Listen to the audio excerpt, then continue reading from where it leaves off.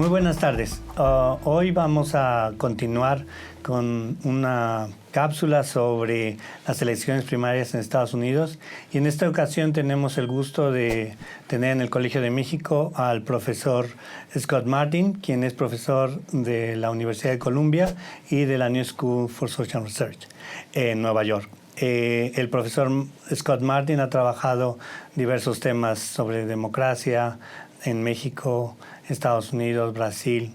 Es un comparativista muy reconocido y aprovechando su estancia aquí en México, pues vamos a hacer algunas preguntas sobre un tema que estamos siguiendo, tratando de seguir muy de cerca aquí en México, que son las primarias en Estados Unidos. Bienvenido, Scott. Muchas gracias, Reinaldo. Pues la primera pregunta que se me ocurre es... ¿cuáles consideras tú que son las fortalezas de cada uno de los candidatos en estas primarias del Partido Demócrata?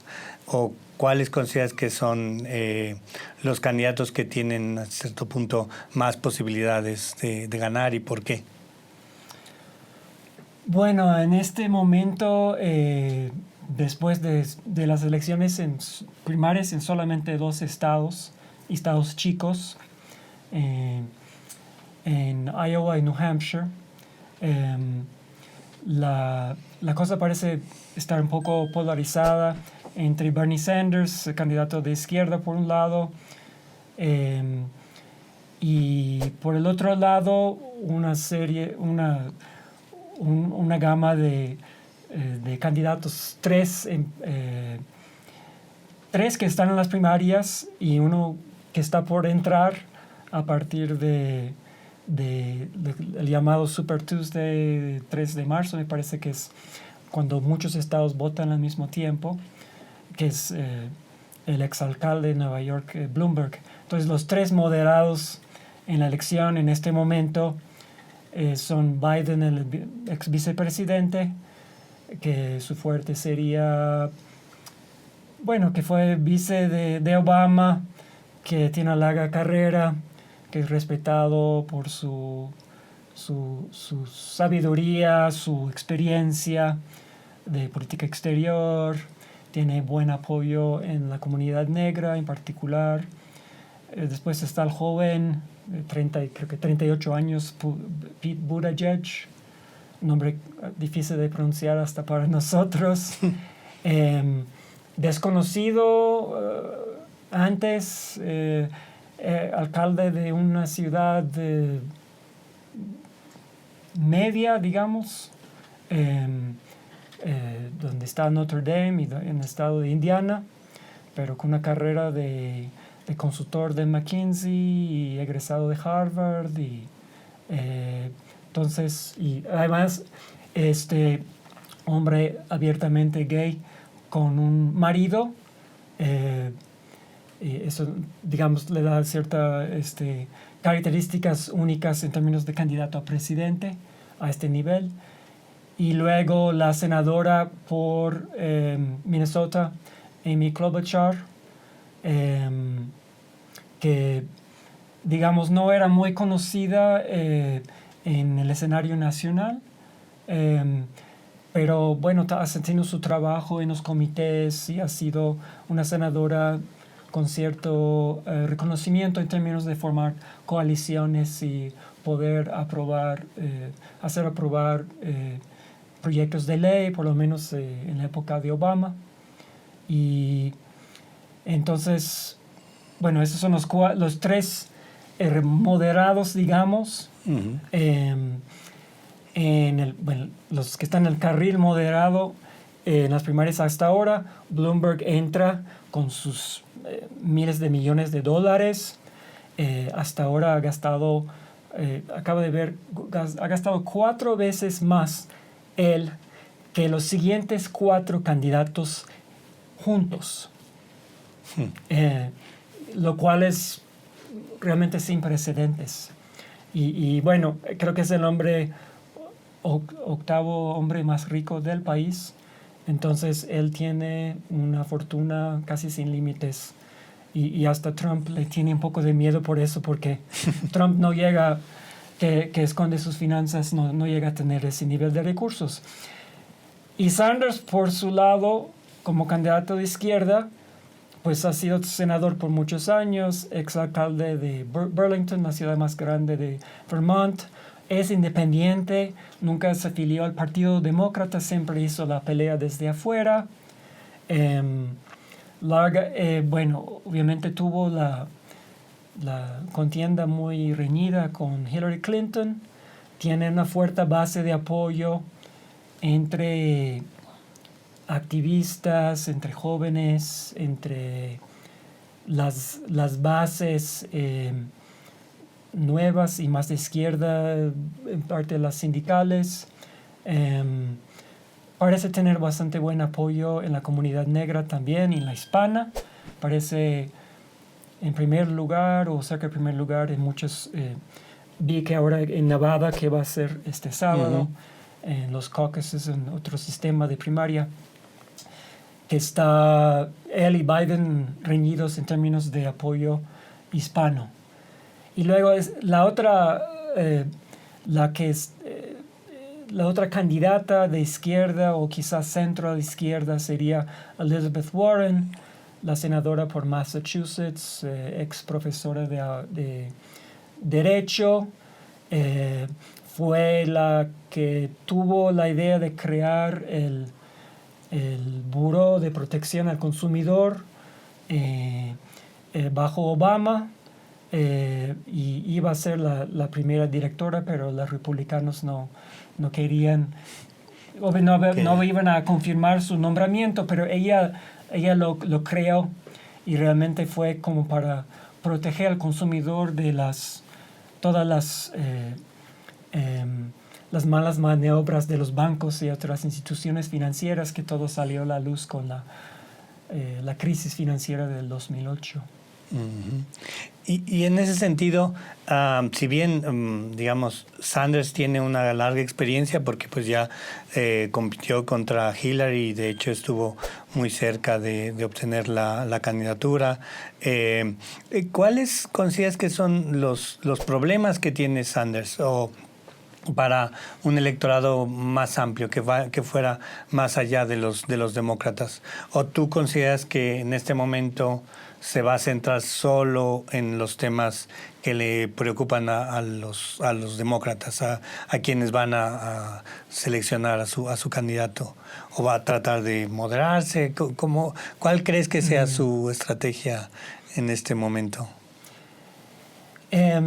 Lo que se ve ahora es la lucha entre los moderados para ser el opositor único más fuerte a Sanders. Porque Sanders tiene su apoyo y casi no lo atacaron en el último debate. Atacaron más bien a Bloomberg, el nuevo entrante, porque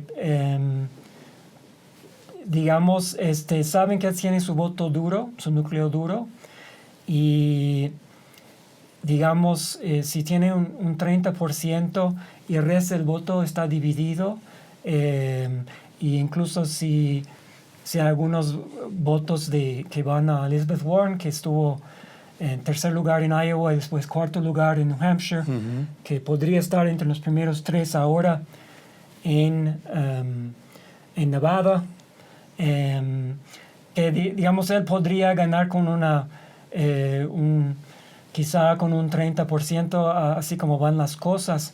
Entonces hay cierto apuro y preocupación por parte de las voces más, digamos, centristas, moderadas dentro del partido y en la opinión pública de élite, de que se define ya quién sería el rival de Sanders. Pero al mismo tiempo no está totalmente claro que Warren, que tuvo un buen desempeño ahora en el debate, está fuera, completamente fuera, y podría jalar algunos votos de Sanders. Pero se puede ver que se atacaron mutuamente Klobuchar y Buttigieg en el último debate porque no hay espacio para los dos. Y los dos son en las encuestas nacionales tiene alrededor de unos 10%. Y Biden, bueno, es la gran incógnita porque tuvo un mal desempeño en las primeras 2 primarias.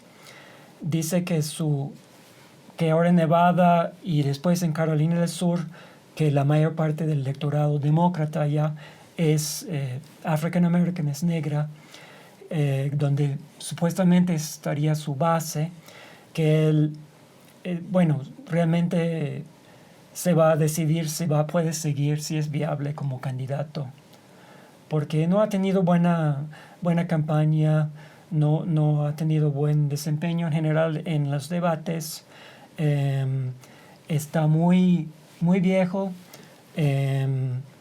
y no se ve con la misma vitalidad que tenía cuando era vicepresidente, porque es un hombre carismático, pero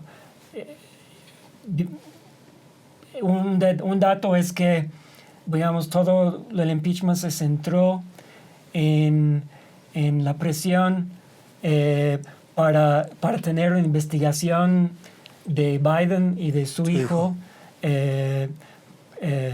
Aunque bajo pretextos falsos por parte de Trump. Entonces, ¿cuál es la raíz de todo eso? Que Trump temía que Biden le pudiera quitar votos de clase media y clase trabajadora blanca en los estados del Midwest, que realmente fueron los que le dieron la victoria contra Clinton, a Trump. Porque él proviene originalmente del estado de Pensilvania, de orígenes más o menos modestos, y fue senador muchas décadas por el estado de Delaware, cercano, vecino de Pennsylvania. Entonces, y él sabe hablar el lenguaje de esa gente moderada, tradicionalmente demócrata, que apoyó a Obama, pero que muchos de ellos pasaron a apoyar a Trump. Pero en ese sentido, ¿tú crees que qué tanto hay un voto más estratégico por parte de los demócratas en estas primarias? ¿O es un voto más ideológico? Es decir, nos estás mostrando un panorama en el cual, digamos, Sanders y Warren están a la izquierda y se dividen ese voto, mientras que los otros tres, Buttigieg, Biden y Klobuchar, están, digamos, más al centro y se dividen ese voto, y Bloomberg, digamos, se los quiere arrebatar. Pero en ese sentido, los recursos parecen ser como fundamentales, ¿no? ¿Cuánto dinero tienes para gastar en las primarias? Si tenemos, digamos, en este caso a un outlier que sería Bloomberg, que tiene los recursos que sean necesarios. Digamos que ahí no... ¿cómo juega eso? O sea, ¿cómo juegan estos recursos en términos de qué límites hay en Estados Unidos, si es que los hay, para lo que se pueden gastar en las primarias, o no hay ningún límite y simplemente pues van, digamos, Bloomberg puede mantenerse aunque vaya perdiendo votos, mientras que los otros no parece ser el caso, ¿no? Ya hubo algunos candidatos demócratas que sí, pues ya dijeron que ya no podían seguir y que sí, había más de 10 y ahora ya pues se está, digamos, cerrando más el... Bueno, es fundamental tener recursos para hacer publicidad, tanto, bueno, en radio, televisión, pero hoy en día está cada vez más en los medios sociales y con publicidad digital. Y ahora veo que en los últimos informes muestran que Sanders le va bien porque él solamente acepta las donaciones individuales pequeñas, la mayor parte hasta $50, pero las personas pueden donar distintas veces. Hay un límite total en términos del ciclo, pero no me acuerdo exactamente cómo es, pero está mucho más arriba de lo que... o sea, puede recurrir a los mismos donantes, y cada vez que tiene, digamos, una victoria, aumentan sus donaciones. Entonces, en 3 de los 4, ¿cómo se dice?, los periodos de 3 meses, trimestres del año pasado, él fue el campeón en recaudar dinero. Bloomberg no está aceptando donaciones individuales, se está autofinanciando. Más o menos, bueno, lo hizo así Trump, pero él lo está haciendo de forma mucho más extravagante. Y parece ser que los tres moderados también con Warren, digamos de centro izquierda, los cuatro tienen un poco una crisis de recursos. Delante de la necesidad, porque en Super Tuesday es como una docena de estados, entre ellos estados grandes con mercados caros como para publicidad, como California, Texas. Al mismo tiempo, entonces no se puede hacer campaña en persona durante mucho tiempo, no se puede visitar todos los estados. La forma de llegar al electorado es vía los medios, y tanto tradicionales como los nuevos, y para eso se necesitan recursos. Entonces, cada vez que hay un debate, las campañas hacen alarde de que si les fue bien, que recaudaron un récord diario de aportaciones individuales que se hacen en línea. Por ejemplo, ahora Warren, después del debate que fue el miércoles, o Klobuchar, después del debate que fue antes de la primaria de New Hampshire, que fue como un viernes y luego el siguiente martes, y ella mucha gente dice que tuvo un buen desempeño, inesperado en parte por su performance en el debate, y eso le ayudó mucho en la recaudación de fondos, por lo menos de inmediato. Pero cada vez más, cuando se va a estados grandes o son primarias simultáneas en muchos estados y a veces en diversas regiones del país, se necesitan grandes cantidades de recursos, y ahí está la presión para que Biden, por ejemplo, salga de la contienda si no le va bien en Nevada y Carolina, o lo mismo para Buttigieg o Klobuchar. Pero en ese sentido, mencionaste un tema que lo de la edad.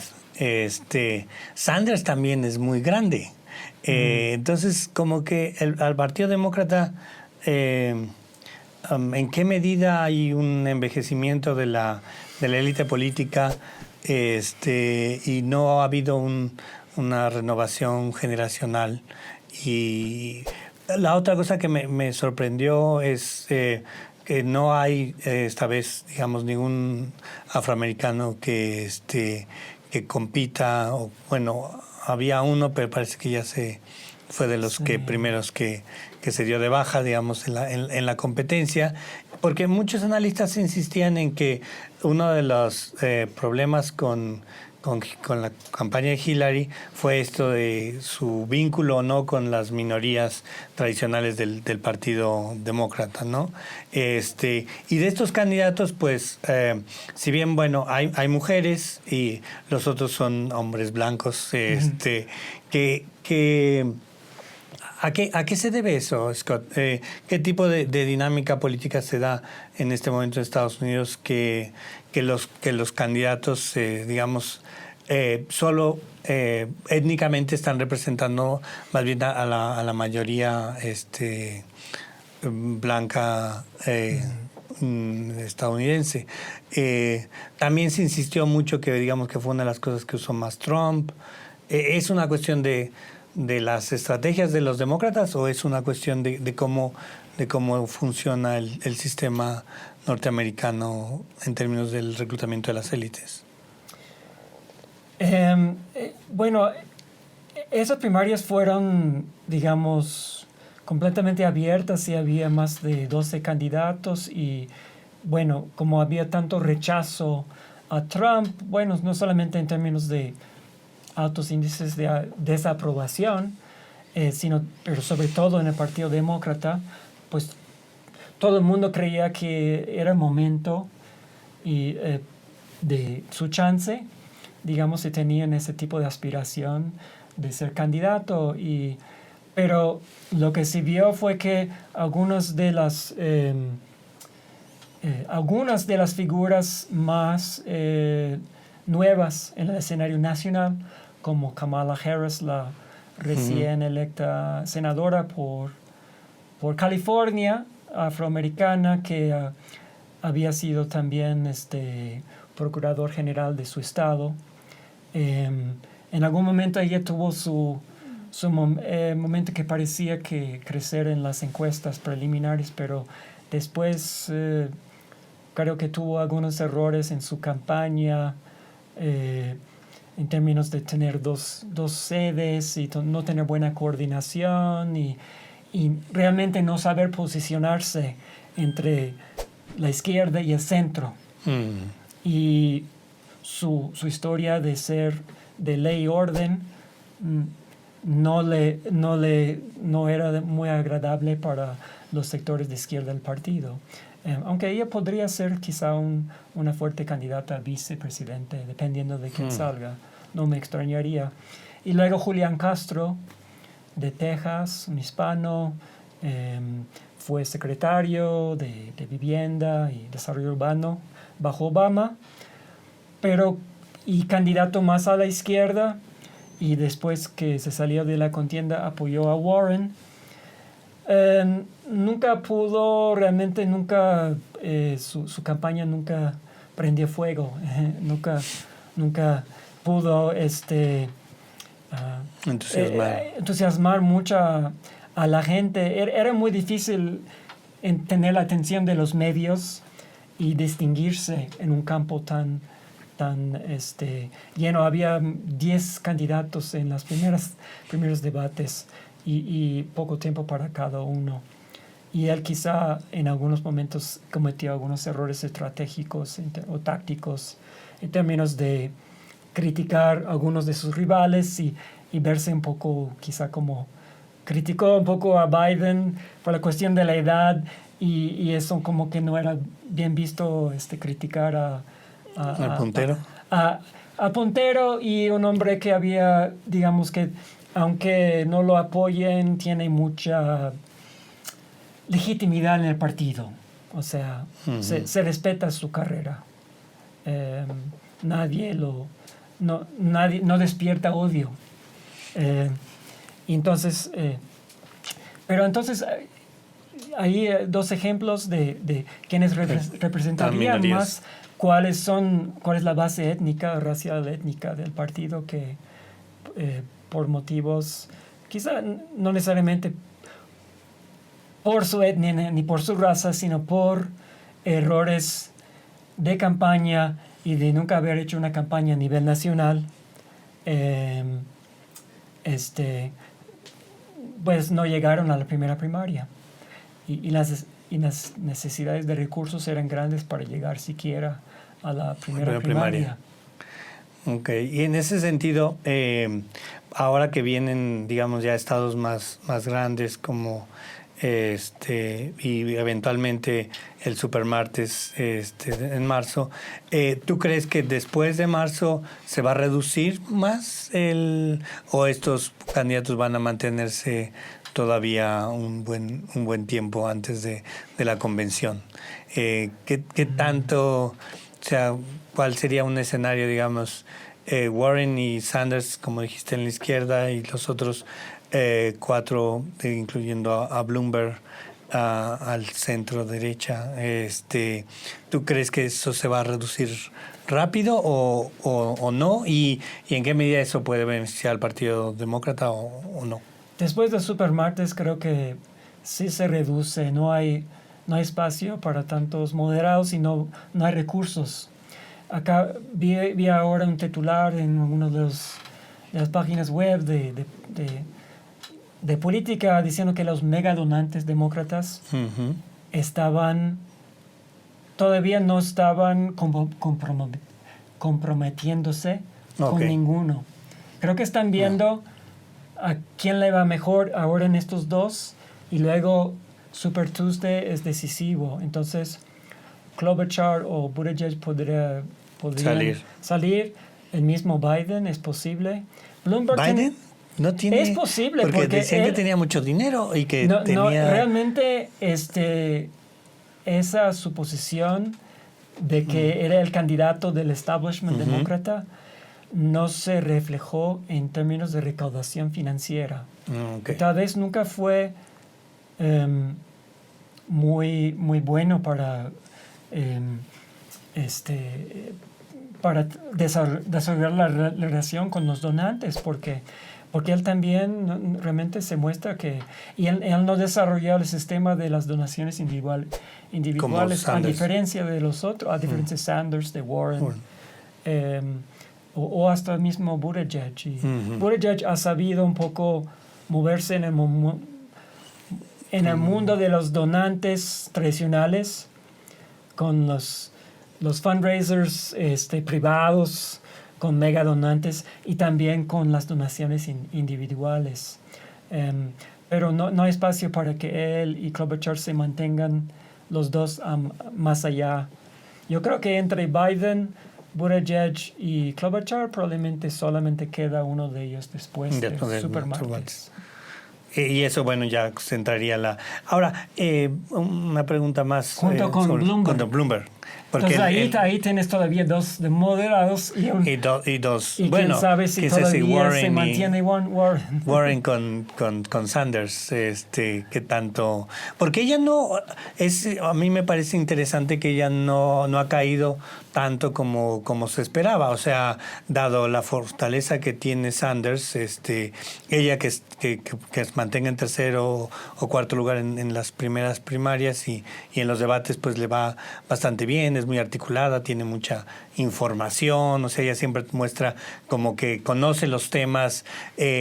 Hasta cierto punto yo vi el debate de la semana pasada y en ese debate Sanders repetía mucho lo que ya se le conoce y ella como que sí profundizaba más, como que es la más técnica en términos del conocimiento sobre los temas. No sé tú cómo lo veas, y eso es lo que le ha permitido mantenerse, o no, es una cuestión más bien de identidad partidista y de, bueno, es mujer y ¿tú qué ves ahí los votantes que están buscando un poco los Sanders, su discurso creo que no ha cambiado en 15, 20 años. O sea, ha sido el mismo discurso contra las élites, contra los millonarios, contra la desigualdad, contra, digamos, el armamentismo, contra una política exterior intervencionista. Y eso es su fuerte en términos de su base, su coherencia. Pero al mismo tiempo no tiene, como bien dices, no tiene esa capacidad de un poco mostrar una flexibilidad táctica o estratégica en términos de moverse un poco más hacia el centro, y Warren por su lado quizás ha tenido una flexibilidad excesiva porque era vista como, digamos, que muy similar a Sanders. Los dos apoyaban el Medicare for All, que sería la universalización de la salud. Pero cuando a ella le criticaron el no tener detalles de financiamiento, ella diseñó las fuentes. Per Sanders, quien había sido, digamos, el idealizador del proyecto y introdujo el proyecto de ley en el Senado, nunca puso detalles, pero sus seguidores no le piden que ponga detalles. El resto del electorado sí, pero a ella quizá con un doble estándar para una mujer, y quizá ella como profesora de derecho decía, no, pues sí, tengo que ser coherente, que tengo que mostrar. ¿Cómo? Porque ella decía, es la mujer con un plan para todo. Detalles de sus reformas bien pensados. Y digamos, ella tiene un conocimiento técnico fuerte. Diseñó, como decía, esta reforma financiera para proteger a los consumidores. Dedicó su carrera de derecho a a definir las causas de las bancarrotas personales Ujú. y a criticar los sistemas financieros en términos de bajo qué términos dan financiamiento a la clase media y a la clase pobre, o cuáles son las causas de que la persona va a la quiebra individual y tiene que declararse insolvente sin poder pagar sus deudas. Y ella llevó todo eso a su carrera legislativa y ahora a su campaña, con el nivel de detalle sobre cómo rehacer la estructura de gobierno de las corporaciones. Todo lo pensó bien. Sanders se quedó más en grandes lemas y grandes reformas estructurales, pero sin poner lujo de detalles. Y entonces, cuando Warren le criticaron los moderados de cómo lo vas a financiar y qué porcentaje del PIB va a representar, puso los detalles, pero luego también retrocedió un poco y dijo, bueno, puede ser que no lleguemos luego, cuando sea presidenta, a Medicare for All, pero vamos a tener un plan intermedio, que sería algo así como crear una opción pública dentro de la reforma de salud de Obama, del Obamacare. Pero eso era tal vez visto un poco como para gente que estaba pensando entre Sanders y Warren como una concesión demasiado fuerte a los moderados. Okay. Entonces, ella quiso ser la candidata de la unidad y hasta en algunos momentos llamó a la unidad. Y por lo tanto se quedaba un poco más que callada de lo que sería su tendencia, porque es buena para el debate. Tienen dominio de los hechos, las ideas, tienen buen discurso, pero no tuvo un buen desempeño en varios debates hasta el último. Y creo que entendió que tenía que realmente ser más. Ella tomó la delantera en criticar a Bloomberg. Sí. Pero también, de paso, criticó a los moderados y hasta en algún momento, por primera vez, criticó a Sanders. Se decía que había un pacto implícito entre ellos de no criticarse. Okay. Un frente común. Yeah. Y que quien saliera apoyaría al otro. Probablemente es así a la larga, pero creo que entró un momento vio que la sobrevivencia de su campaña estaba en juego y que realmente no podía más quedarse callada y ser diplomática. Y entonces tenía que definir su postura y su posición dentro de este espectro de candidatos.